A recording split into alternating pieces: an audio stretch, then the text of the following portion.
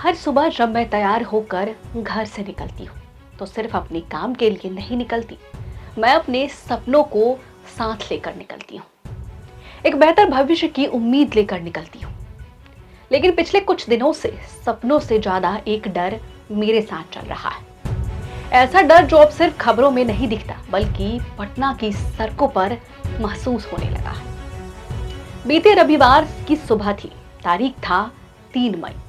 जगह पटना का शास्त्री नगर थाना क्षेत्र, जो कि मुख्यमंत्री आवास से महज 1 किलोमीटर की दूरी पर है। सुबह सुबह इलाके में सनसनी फैल जाती है क्योंकि एक नाबालिग लड़की मृत अवस्था में मिलती है।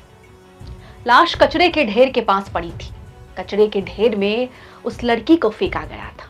चारों तरफ फूल बिखरे थे, मानो जैसे उसके मृत शरीर का भी मजाक उड़ाया गया हो। घटना इतनी दर्दनाक थी कि जिसने भी सुना स्तन रह गया। एक लड़की जिसकी उम्र अभी सपने देखने की थी, जिसे पढ़ना था, आगे बढ़ना था, अपने जीवन को मुकाम तक पहुंचाना था, लेकिन उसकी जिंदगी अचानक इस तरह खत्म हो गई। पूरे इलाके में डर का माहौल बन गया। लोगों के मन में एक ही सवाल था कि अगर राजधानी के इतने संवेदनशील इलाकों में भी अगर ऐसी घटनाएं हो सकती है तो आखिर बेटियां कहां सुरक्षित है। लेकिन कितनी दुख की बात है कि यह मामला यही खत्म नहीं हुआ। अब इस घटना को 24 घंटे भी नहीं बीते थे कि उस घटना के अगले ही दिन फिर एक और वारदात सामने आई, और उसी इलाके में सोमवार की सुबह तारीख 4 मई फिर से वही शास्त्री नगर थाना क्षेत्र, सुनसान इलाका, समनपुरा इलाका, पारस अस्पताल के पीछे का पॉश एरिया। सुबह के समय एक दंपत्ति के साथ लूटपाट और मारपीट की घटना हुई। हथियार के दम पर उन्हें रोका जाता है, मारपीट की जाती है उनके साथ, और फिर महिला से चेन छीनकर अपराधी बड़े आराम से मौके से फरार हो जाते हैं। अब सोचिए कि एक ही थाना क्षेत्र और लगातार 2 दिन, 2 घटना जिसने लोगों के अंदर ऐसा डर पैदा किया। लेकिन ये कहानी अभी यही खत्म नहीं होती है। सबसे बड़ा सवाल तो तब पैदा हुआ जब मुख्यमंत्री आवास से केवल 1 किलोमीटर के दायरे में होने के बावजूद मुख्यमंत्री एक बार देखने के लिए भी नहीं आए। ना वो पहुंचे, ना उनके तरफ से कोई पहुंचा, और ना ही कोई इस घटना का जायजा लेने पहुंचा। लेकिन महिलाओं पर हो रहे अत्याचार का मामला भी यहीं पर खत्म नहीं होता है। ये लिस्ट अभी भी बहुत लंबा है। बीते कुछ महीनों में बिहार से ऐसी कई घटनाएं सामने आई हैं जिन्होंने लोगों को झकझोर दिया है और सोचने पर मजबूर कर दिया है। जनवरी 2026, पटना, चित्रगुप्त नगर थाना क्षेत्र हॉस्टल। एक नीट छात्रा संदिग्ध हालत में बेहोश मिलती है। कुछ दिनों बाद अस्पताल में उसकी मौत हो जाती है। परिवार आरोप लगाता है कि छात्रा के साथ गलत हुआ है। पोस्टमार्टम रिपोर्ट अलग आती है, लेकिन पोस्टमार्टम रिपोर्ट के आने से ठीक पहले ही पटना पुलिस ये दावे कर देती है, ये बोल देती है कि बच्ची ने खुद ही सुसाइड कर लिया है। कई सवाल उठे।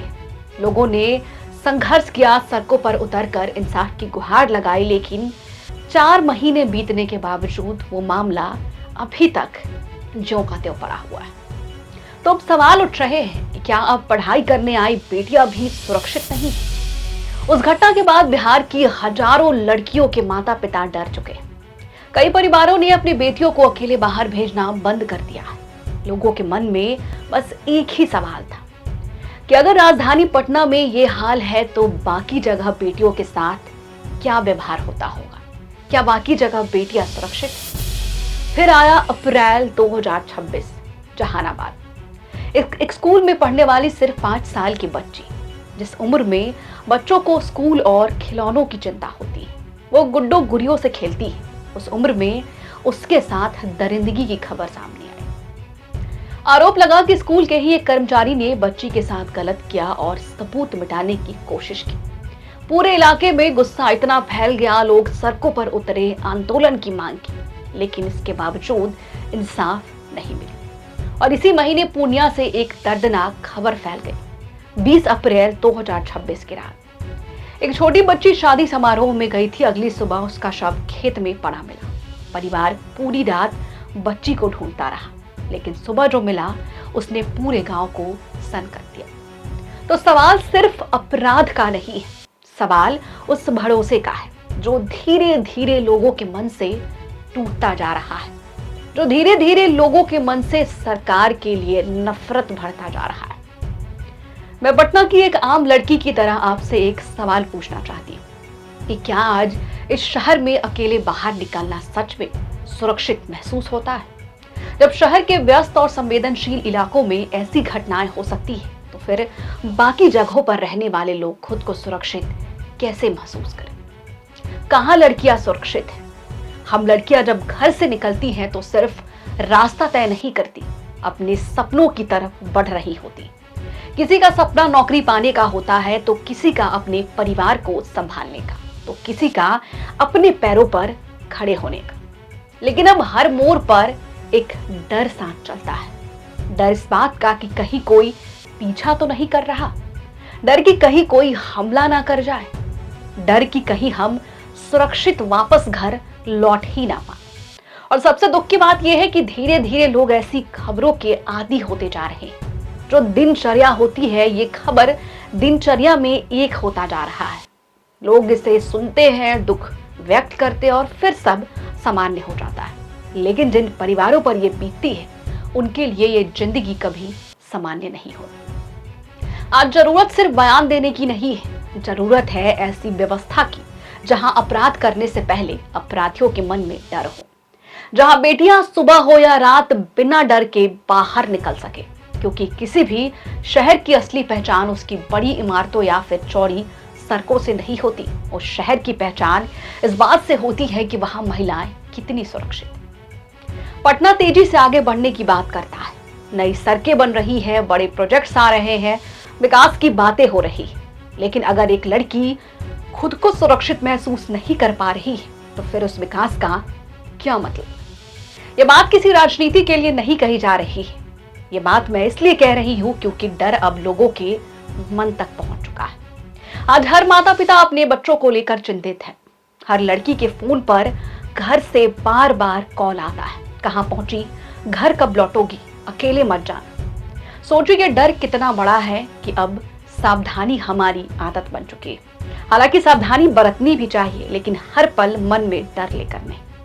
हम सिर्फ सुरक्षा की मांग कर रहे हैं, क्योंकि सुरक्षित माहौल की कोई सुविधा नहीं है, ये हमारा अधिकार है। अगर आप भी एक कामकाजी महिला है या आपके घर में कोई बेटी, बहन, पत्नी या माँ हर रोज काम पर निकलती है, तो इस आवाज को आगे बढ़ाइए, क्योंकि ये सिर्फ एक व्यक्ति की चिंता नहीं है, उन लाखों महिलाओं की भावना है जो सुरक्षित माहौल में जीना चाहती है। उम्मीद है कि जिम्मेदार लोग इन सवालों को गंभीरता से लेंगे, क्योंकि एक सुरक्षित शहर ही मजबूत समाज की पहचान होती है। आपकी क्या राय है, हमें कमेंट बॉक्स में लिखकर जरूर बताएं। बने रहे हमारे साथ और देखते रहिए क्यूरियस शालिनी।